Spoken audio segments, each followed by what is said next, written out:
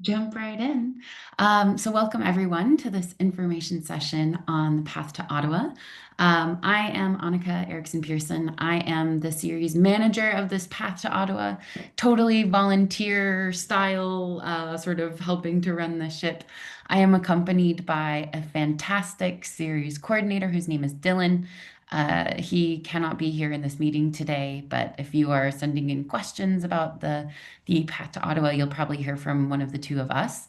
We've both been around the environmental peacebuilding field for a while in different capacities and are happy to engage with the community in this way.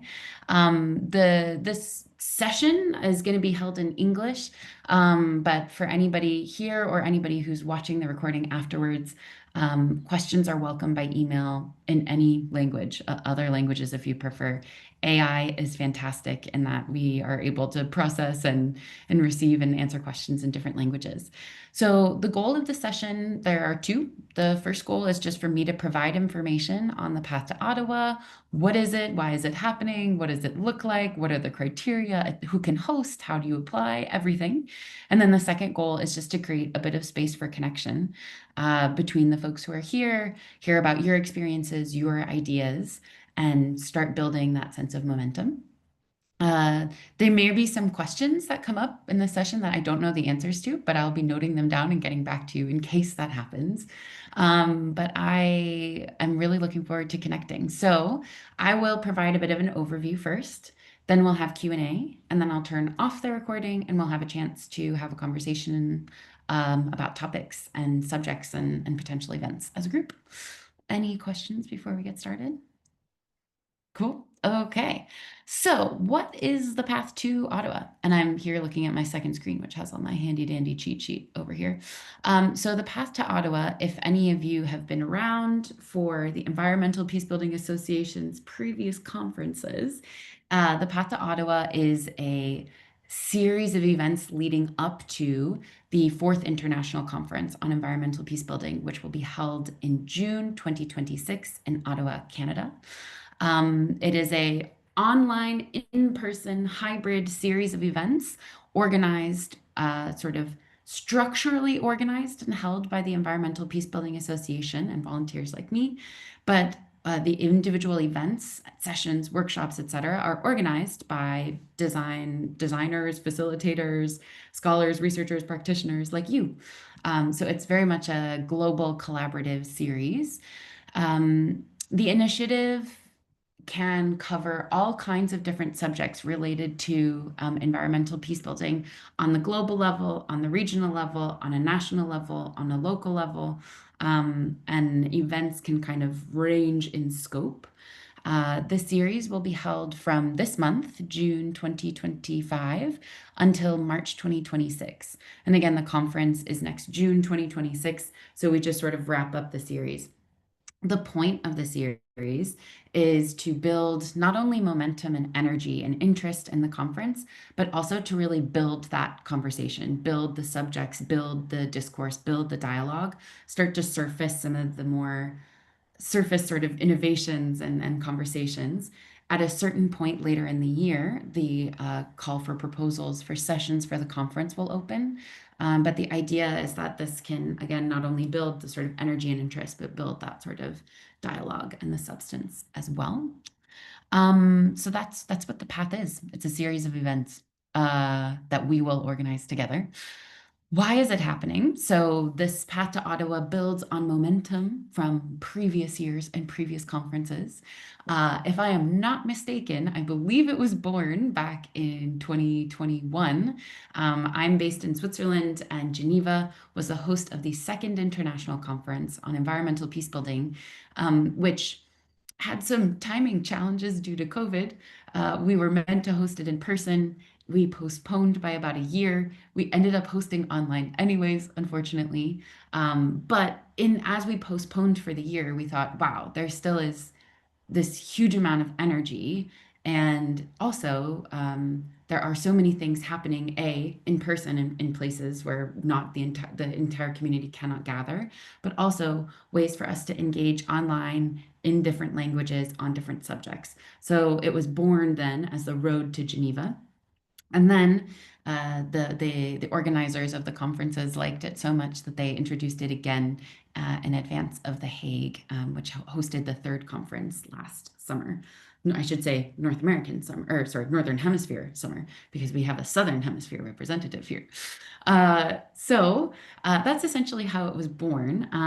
The path, the sort of lead up to international conferences, right now we will focus on events, but I just want to sort of plant a seed that if you have creative ideas for even broader initiatives, so the education interest group of the Environmental Peacebuilding Association, I have been informed, has an idea for a sort of it's bigger than an event or a couple of events. It's a whole sort of initiative.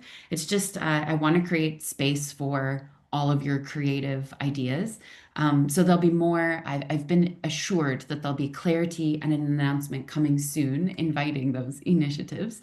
But I just want to plant the seed now, that that's also a possibility.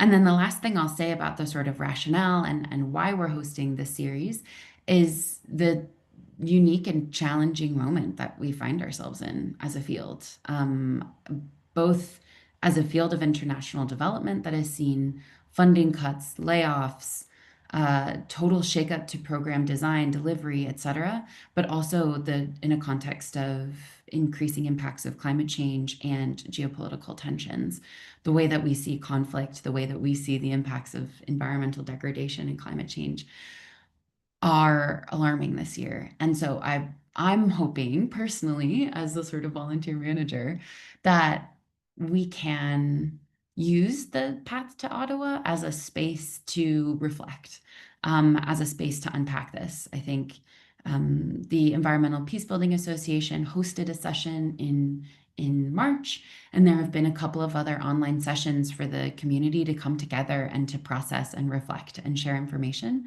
But I want to just really explicitly invite anyone interested in this path to see it as a space for us to do some, yeah, collective processing, if you will. So that's a bit on the rationale. How does it work? It's pretty simple. We tr have tried to keep the process and the flow, as I said, yeah, simple, user-friendly. So what will happen is there is an online form, and I'll drop the link in the chat to the sort of landing page for the Path to Ottawa, where you will find the link. It's sort of hidden in the middle of a paragraph that says apply via this form. And if you can't find it, just send us an email. But you'll find the link to an online form there. What you will do as a series organizer or session organizer, I should say, is you will put together a proposal. You will use that form to apply to submit your proposal. We will review your proposal and come back to you. There are some criteria, which I'll go through in a couple minutes. You will create a proposal, submit your proposal, we'll come back to you.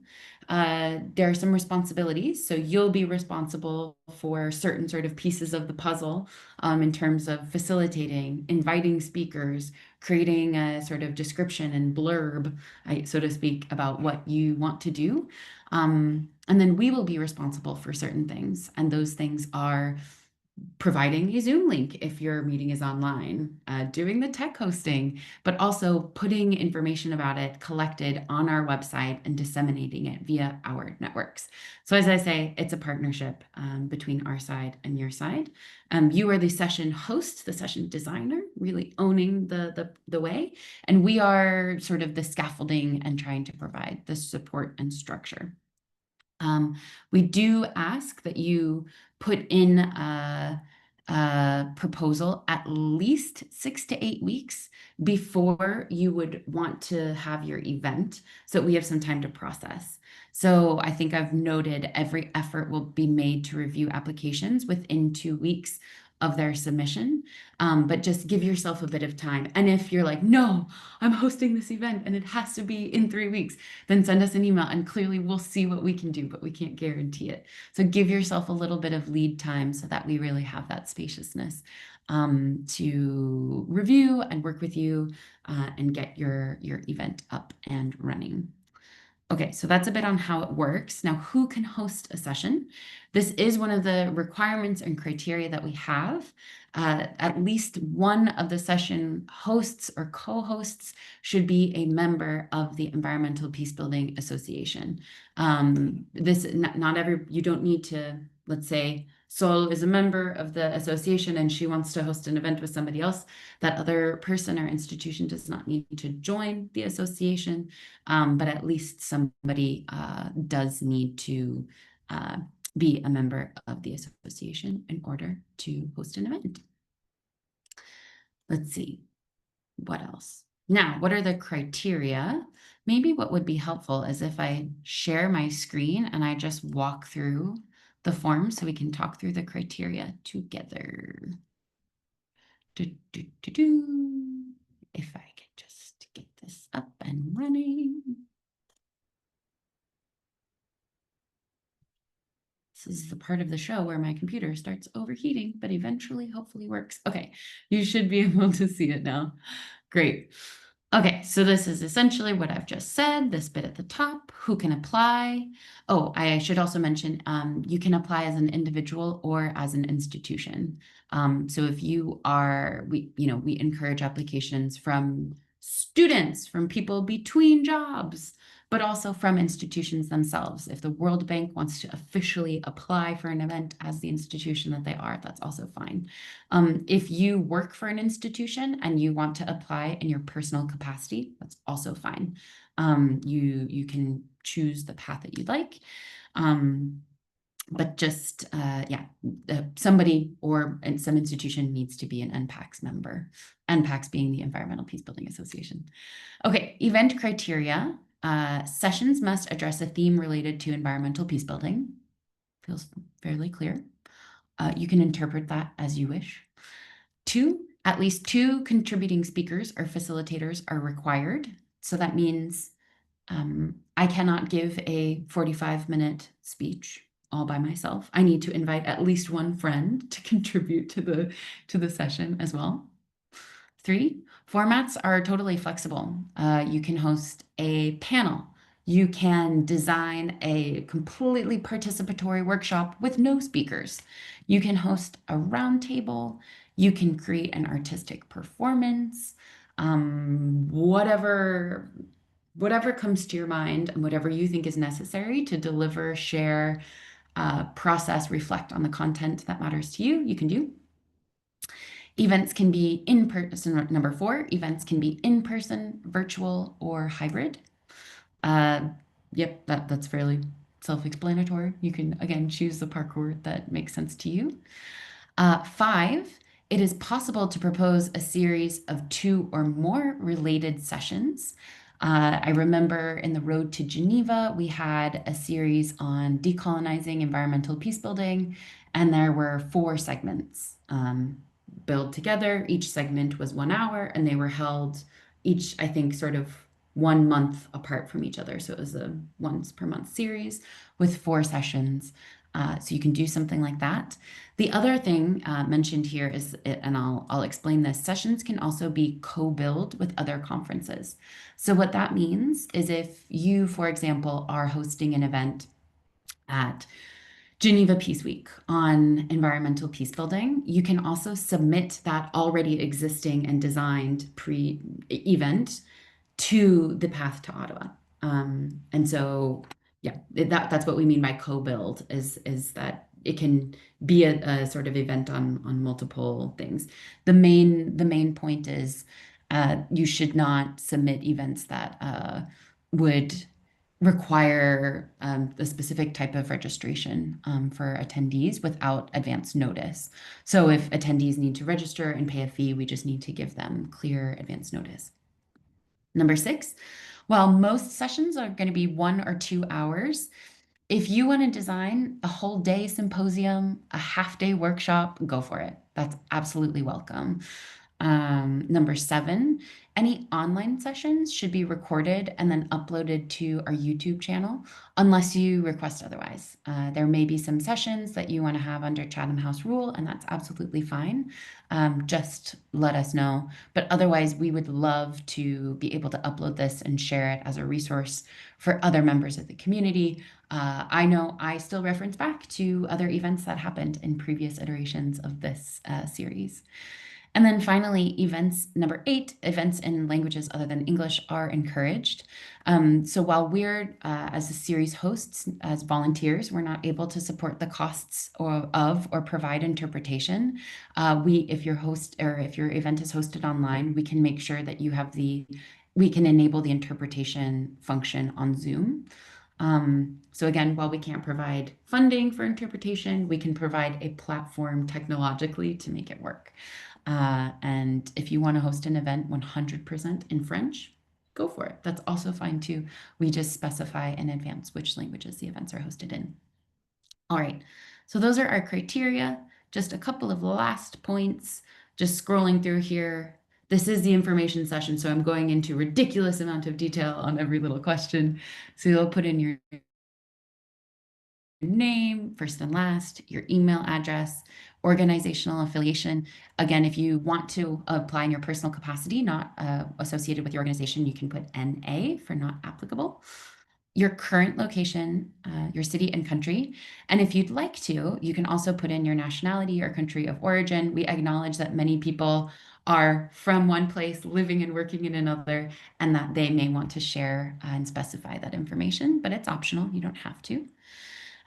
We'd just love also a brief introduction about yourself. It'd be great to learn a little bit about who you are.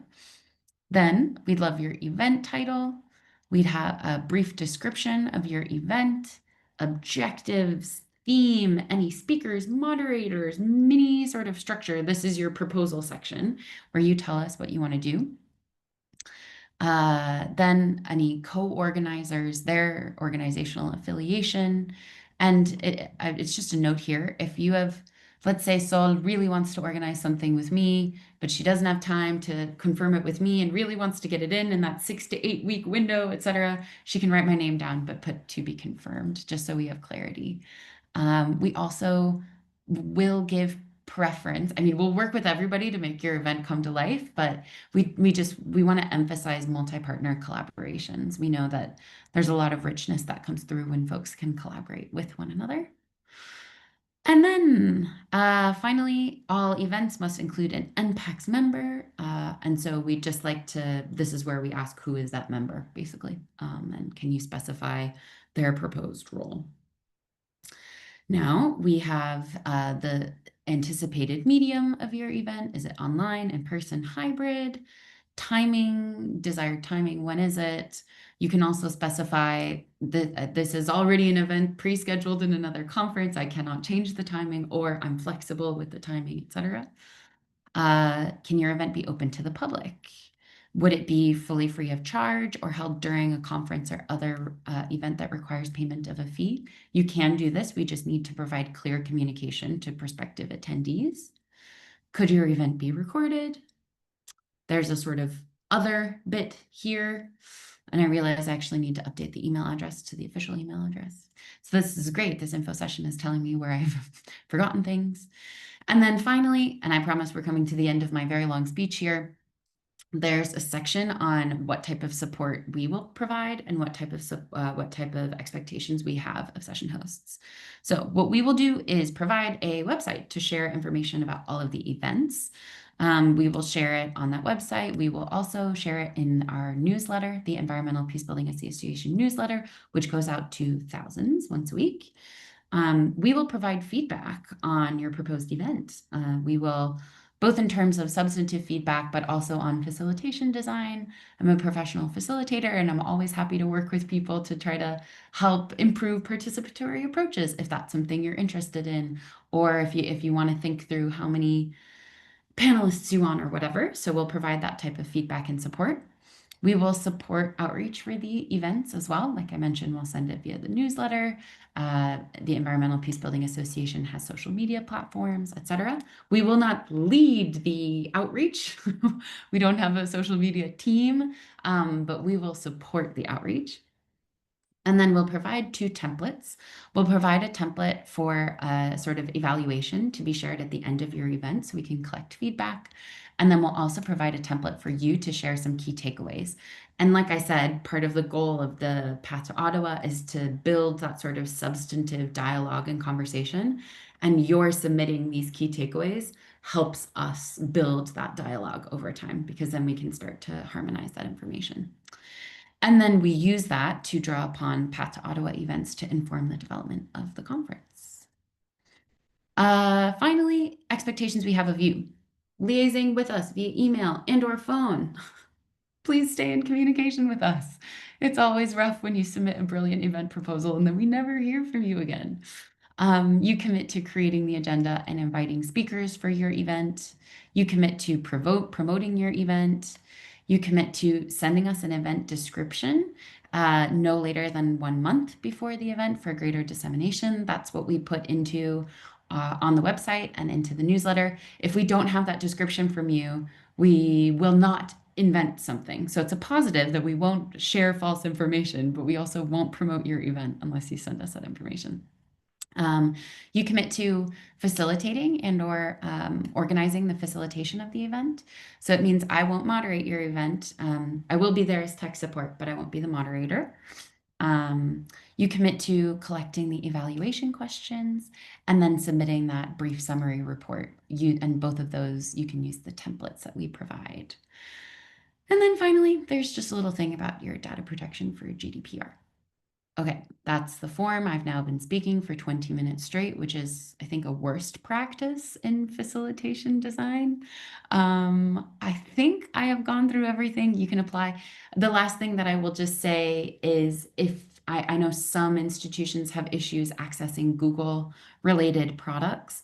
If you have any issue accessing a Google form, let us know and we'll provide another format for you to submit that information. Okay. Whew. That was, again, worst practice 25-minute speech or 20-minute speech for me. Are there any questions, clarifying questions from anyone?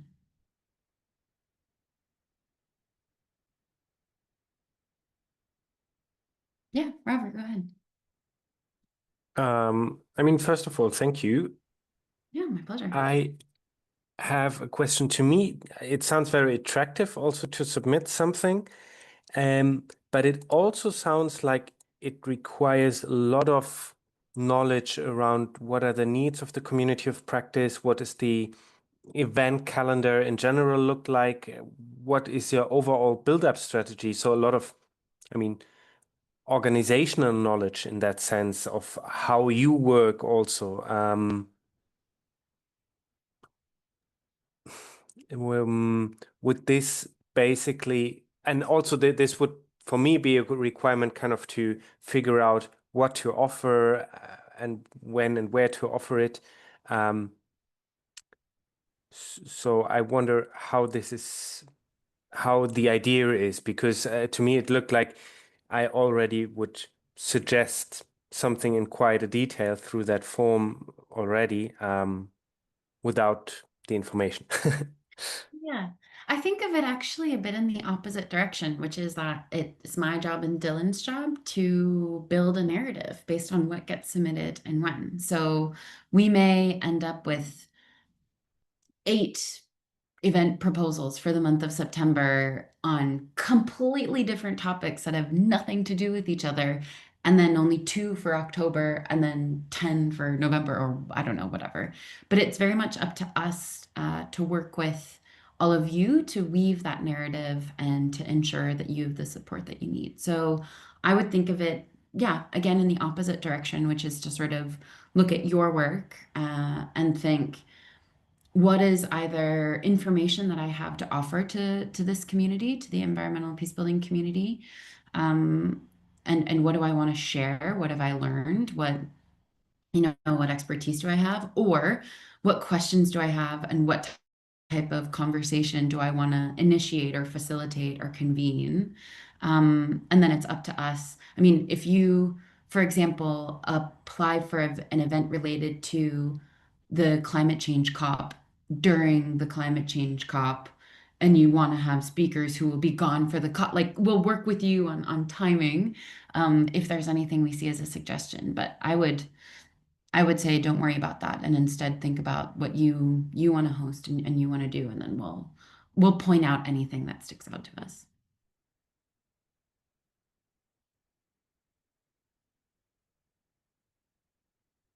Any other questions?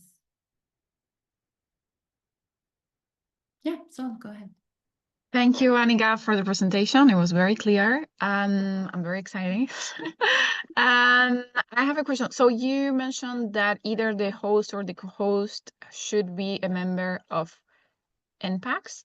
I don't know the difference between EnPAx and the ECCP. Fair. Yep. That is one of the points that I thought might be confusing because I manage a community of practice on environment, climate, conflict, and peace, ECCP. And they are two distinct organizations, but EnPAx is a co-host of the ECCP. So it's all a little bit of like environmental peace building community soup. So that's fine. Environmental Peacebuilding Association is an official association and members pay dues. And so a member can be an individual or an institution, but they do pay dues. So if you have any questions about, am I a member? Is my co-host a member? Just send them to us and we'll help get that sort of sorted. But membership in the ECCP does not mean membership of the association. In the community of practice on ECCP, there is no formal membership. Anybody who's like vaguely in the, I don't know, on the mailing list or in a WhatsApp group is considered a member, but there's no formal definition.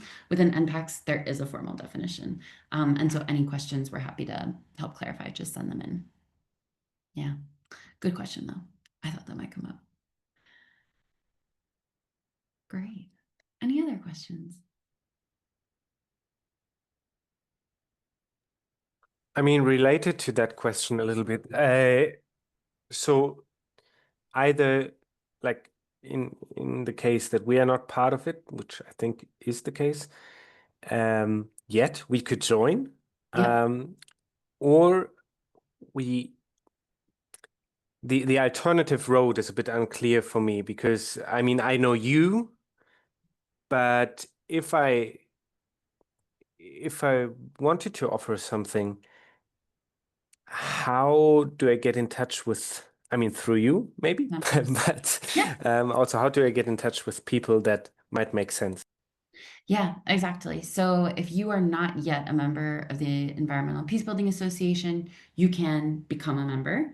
Members also get discount registration on international conferences, which is very exciting. So you can either become a member or you can contact us and we can help do a little bit of matchmaking. The Environmental Peacebuilding Association has a number of interest groups on different topics. And I think last year and the year before, something like 60% of events on the sort of path to The Hague or road to Geneva were hosted by interest groups. And so we're happy to do some matchmaking. And that's actually part of the point of this series is to also help build that coherence and cohesion across the field so that we don't end up sort of having the same conversation in silos in different places. So we're happy to help matchmake. Munini. Thank you, Anika, for all the information you shared. And thank you to the other team members for the questions they've raised. My question is, if we have a hybrid event, would that qualify for the path to Ottawa? Yep, it sure would. We won't be able to provide on-site support as much. I would love to come to Nairobi and do that, but we won't be able to provide on-site support, but we can work with you on the technological side, see what's possible or not possible from our side. But hybrid events absolutely qualify and are very much welcome.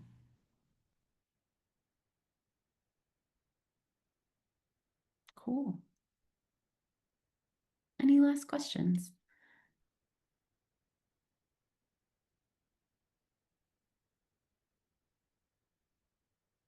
Okay. I may go ahead and I'm going to pause the recording here.